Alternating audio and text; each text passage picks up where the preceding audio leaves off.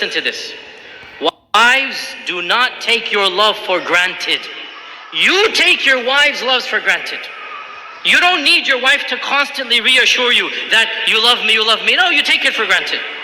The fact that she's still living with you shows you she loves you. Well, it doesn't work the other way around. It does not work the other way around.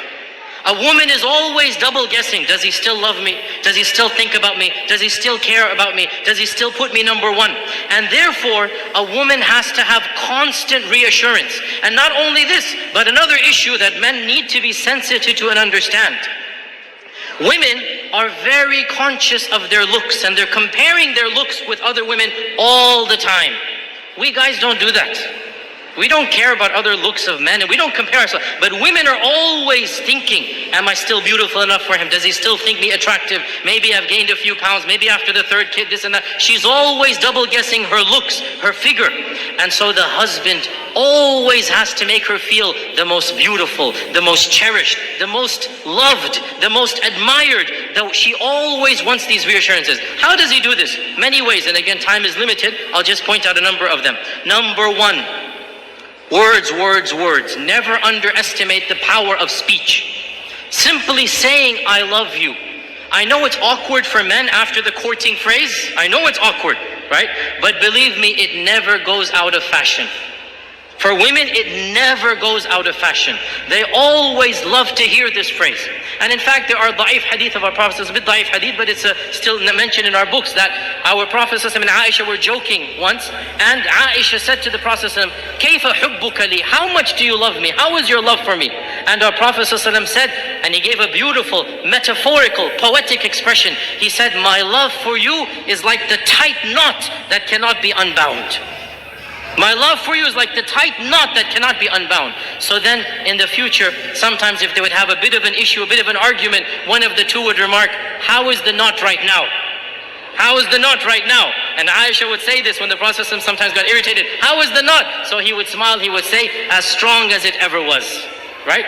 And this hadith is in Daraqutni. Now the point being that the words, I love you, are something very important, but not just I love you, praising her and what she does. Husbands, never take your wife's actions for granted. Suppose she is cooking and cleaning most of the time. Not that I'm suggesting that should be done.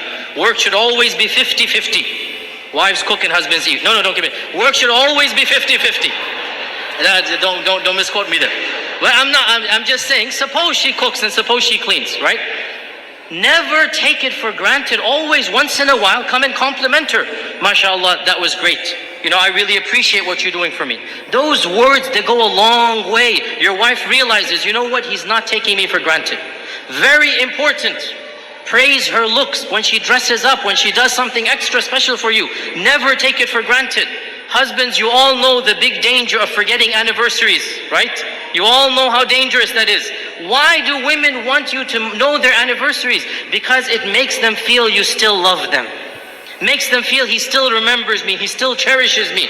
And celebrating anniversaries, honestly, I believe there are some scholars, they say it's haram bid'ah. Subhanallah, quote me, celebrating anniversaries is mustahab. It is encouraged in our religion. What greater thing to do than for the husband to tell his wife over and over again that I love you, I'll do it all over again. Take them out for a romantic dinner. Be romantic with your wife. What better way of showing that love? There's nothing wrong at all to show that love on your anniversary days. This is something that the Sharia encourages the husband and wife to have that lovely bond together.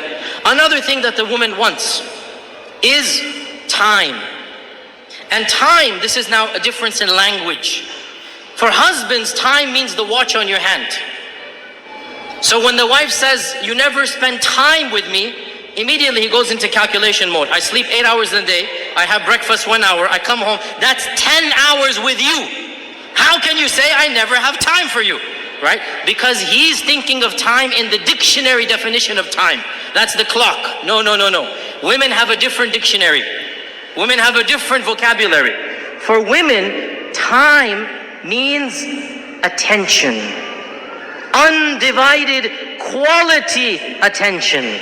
So, you're working 5 days of the week. you have that Saturday night free and you want to go and you want to watch a television match, you want to watch a cricket game, you want to go and play some basketball, you want to do this and that, that is quality time. And you have just shown your wife, when you have quality time, you don't want to spend it with her. So what does that mean? You never go out with the guys? No, of course you have to go out with the guys. But understand, when she's asking for time, she wants quality time. And this also, when she comes to you to come for advice, she wants some issue to solve. One of the biggest problems that men have is they think as if the woman is coming to him to solve her problem. So immediately he'll say, oh, you did this wrong, you did that wrong, you should do this, you should do that. And that is not what the woman wants. What does the woman want? The woman wants a loving ear, a sympathetic ear. She wants somebody to listen to her problem, to be sympathetic to her, not necessarily to solve her problem. This is quality time. To express that whatever she went through was frustrating, was problematic, and inshallah, they will work it out. And of course, much more can be said, but again, time is of the essence. The bottom line, brothers and sisters, the bottom line, marriage is something that both sides have to give and take. Men have to give or else the women will take. No, again, both sides have to give and take. You have to give what the woman wants, and in return, she will give what you want. When the man gives love, when the man gives that, what we call romance, and romance is nothing. Men think romance is a very dangerous word. They never want to use it, right?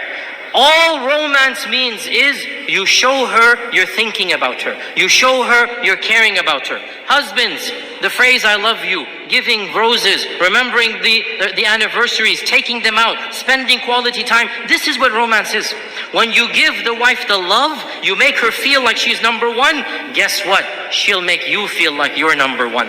And so the both of you make each other feel like number one, and that's exactly what marriage is all about. Marriage is a team effort. Both efforts put in both parties put in the effort, and then and only then will the marriage be successful. Wa jazakumullahu khairan.